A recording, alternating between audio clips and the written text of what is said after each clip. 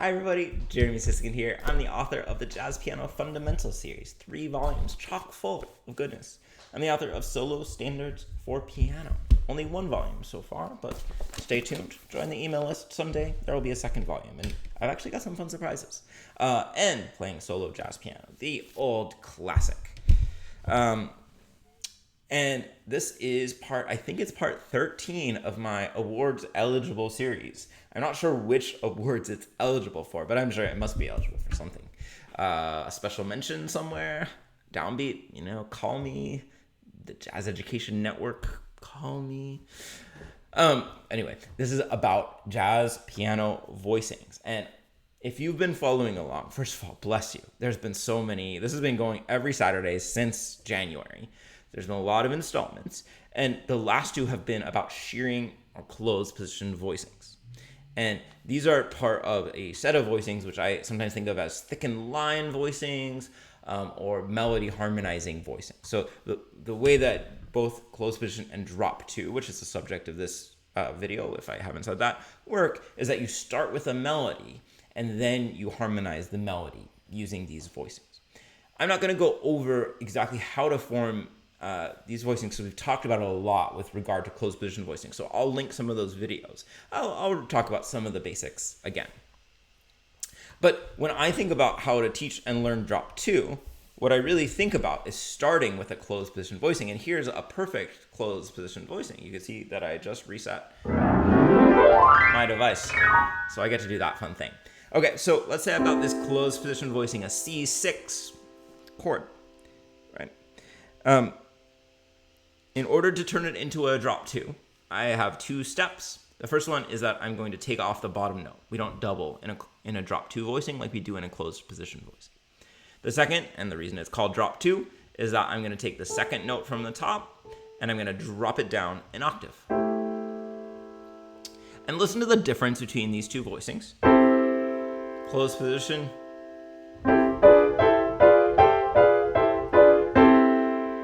Sounds very thick, very rich, very solid.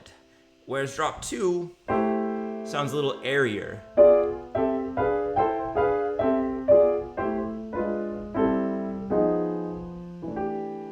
I know that I think Adam Manis over at Open Studio calls drop 2s a 10th delivery device. And I kind of love that. And I'm stealing it, obviously, right now. Sorry, Adam. I share a lot of students. I never get to hear Adam teach, but I share a lot of students, so they tell me what he says. This is how I learn, right? So for 90-ish% of drop 2 voicings, the interval between the 2 outside notes is a 10th, right? Which is one of our most pretty desirable, I think, resonant intervals that we try to get in a lot of kinds of music. So let's contrast some closed position and drop 2. So here's closed position. I think I did a demonstration last time of Don't Get Around Much Anymore.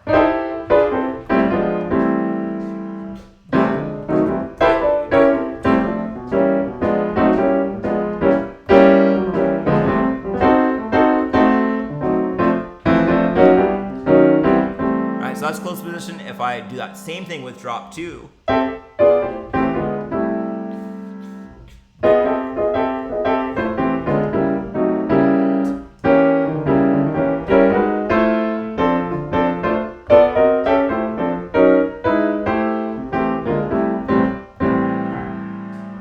then I think it gets a little hipper. It sounds more like the 50s and 60s and the 30s and 40s. It sounds a little bit lighter.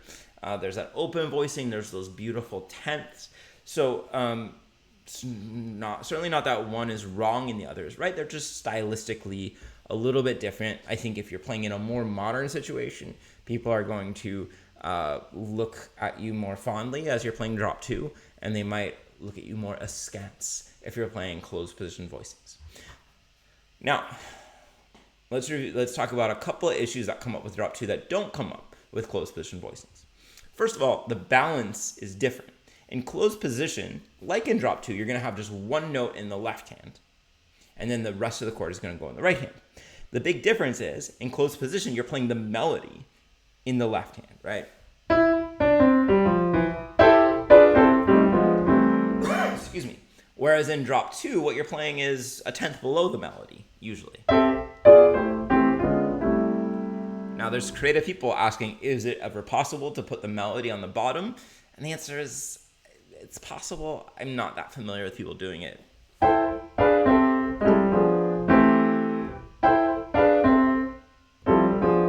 It creates a different kind of an effect to me. Not bad, but it's not what I practice. So this means that whereas in closed position voicings, one way that a mediocre pianist like me can compensate, for all the different notes and trying to bring out the melody is by bringing out the left hand. So I can play the left hand nice and loud.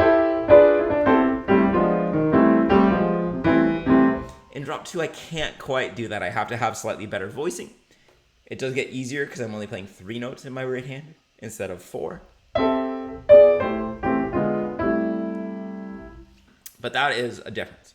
Another difference is that, let's talk more about issues than difference. So I said that the 10th is in the bottom 80% of the time. What about that? What do I mean? So if I'm playing our friendly Barry Harris scale exercise, let's start here. Perfect 10th, 10th, 10th, 10th, rut row. Right, here we only have a 9th in between the top and bottom. Does that mean it's terrible? No. It's just an interval layout that happens sometimes.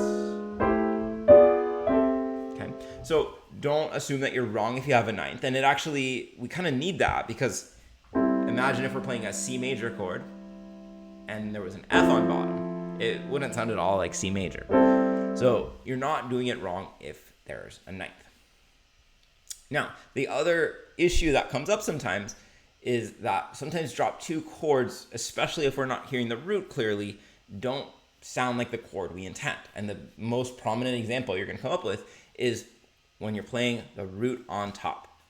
Let's say in a major chord. So C major, root on top, this is the traditional voicing that you're going to get. It's totally correct from all technical standpoints. It's got the 1, 3, 5, 6 of a C6, and yet it really just sounds like A minor to me. Even with the root on bottom, it's better, but it sounds really A minor. So in some situations, we might want to replace a drop 2 with a drop 3. That would be my solution here. So if I go back to my closed position voicing, I'll take off the bottom note, and then instead of the second to top, I'm going to drop the third to top note down an octave. And to me, this sounds a lot more like C major. We're missing that 10th, but that's okay. We gotta make trade-offs, okay? So let's look at what a difference a day makes. And let's see. Oh, weird technical issue. Oh, it's continuing to be a weird technical issue. How about now? That's better. All right. And let's see how we're going to form drop 2 voicing. So let's make this a little smaller so my screen's more attractive. You know that my YouTube channel is all about aesthetics. It's got to look good, baby. All right, so let's assume that the first measure is like an E flat 6.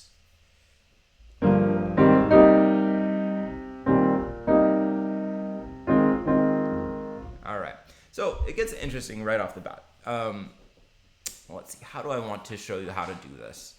I guess we'll find the closed position voicings first. Should have kept that old sheet that I made.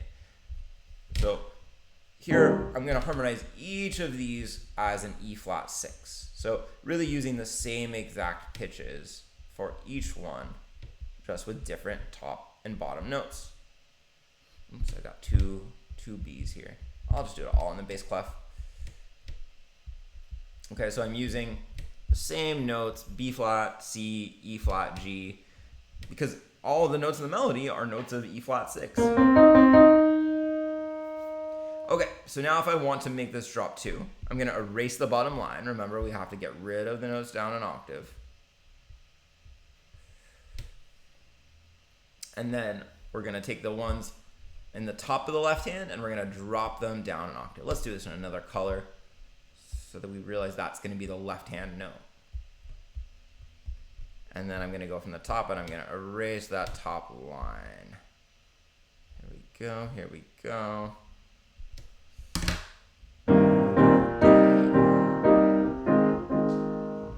So let's compare and contrast. Here's the closed position, right, versus drop 2. Okay.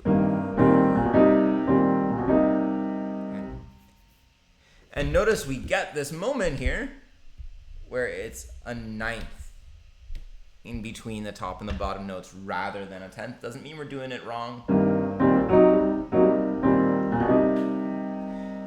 By the way, if you look at my hands, just like as I do when I play closed position, I like putting little ornaments in the left hand.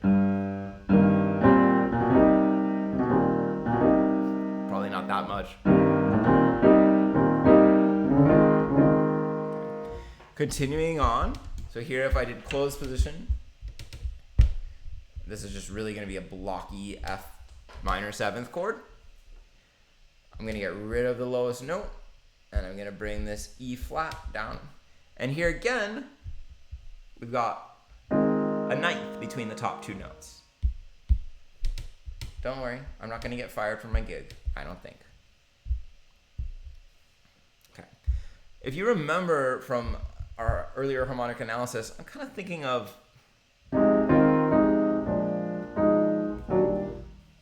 this F minor continuing on, or we're thinking of this as like B flat sus, maybe like until the D.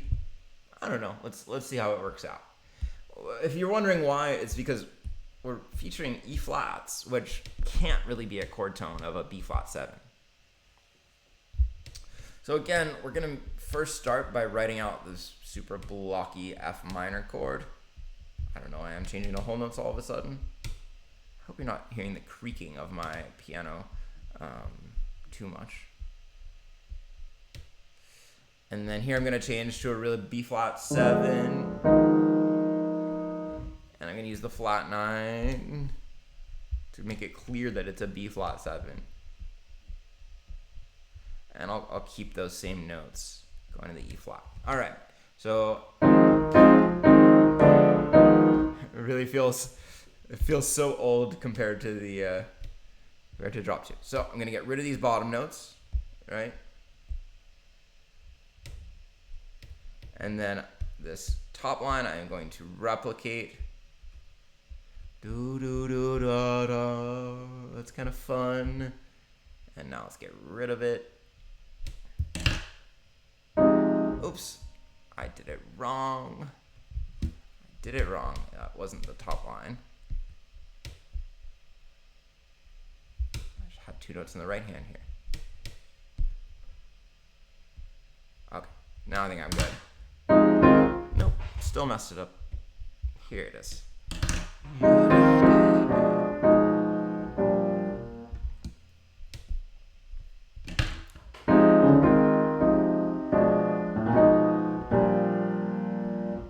Very nice. Okay. And I've got E flat major 7. And I've got the major 7th in the melody. So I'm going to omit the root. Okay. Take off the bottom note. I'm going to drop the B flat down there. Perfect. Love that. And let's see. Let's harmonize this as a sharp 11 chord, this is the 4 chord in the key, so that's particularly nice. By the way, I realize you can't really see the key signature anymore, but we're in E flat major in case you're wondering that you're missing some flats for some of these chords. It's because of the key signature. I'll try to be good and write them in. Okay, so if I were harmonizing this just in closed position, I would do it like that. Get rid of the bottom note. Bring the top one down.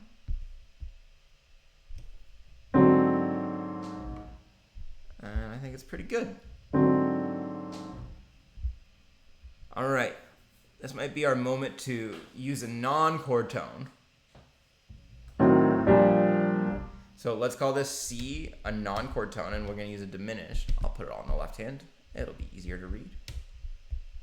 Remember, when you harmonize something as a diminished chord, you don't have to think about what kind of diminished chord, because each pitch only associated with one diminished chord. And then I'll harmonize this just as the G minor 7. Let's just get rid of the bottom here. Whew. And then the A and the B, we will move down. B flat, I should say. I feel like whenever my students make that mistake, I'm like, how could you forget to say flat? And then I go ahead and I do it more than I think. All right, moving right along. So I've got the sharp 9 here. I know it's hard to remember that that's actually an E flat. So I'm gonna harmonize these both the same. And the bottom note here would be E flat, just because it's a pain in the butt to write. I'm not going to re-notate it.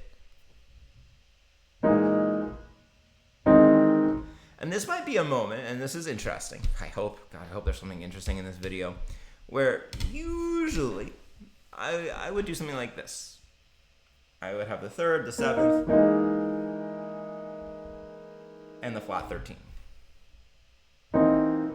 But because I know I want a 10th, I might lean away from actually putting the 7th in here, and I might put a C in here, because I know that when I bring that down there, it's gonna form a beautiful 10th.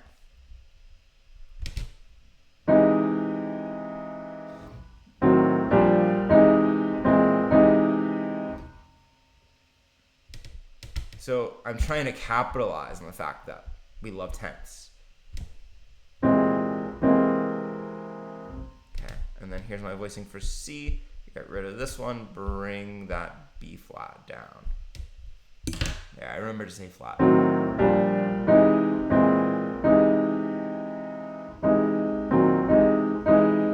I could probably do something a little fancier there if I wanted to, but I'm not going to. So let's look at how this got harmonized. So we got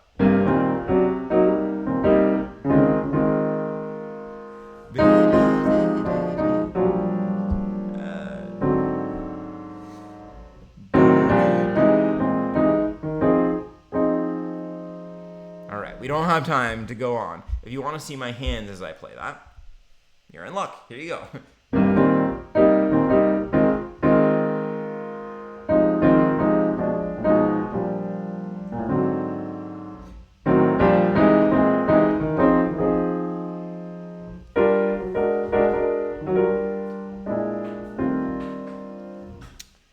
All right, I hope you guys enjoyed that video. If you're really interested in drop 2 voicings, there's a bunch more on them here in Jazz Piano Fundamentals Book 2. And we're going to return to drop 2 voicings next week, and I'm going to demonstrate how we might create comping using drop 2 voicings. Very, very useful. So don't miss it next week on Saturday. If you have made it all the way to the end of this video, thank you. God, it was tedious. I don't know why you're spending your time this way, but thank you. And say something in your life that you'd like to drop. Maybe a friend that you'd like to drop. A loved one. A responsibility. Have a good one. I'll see you guys.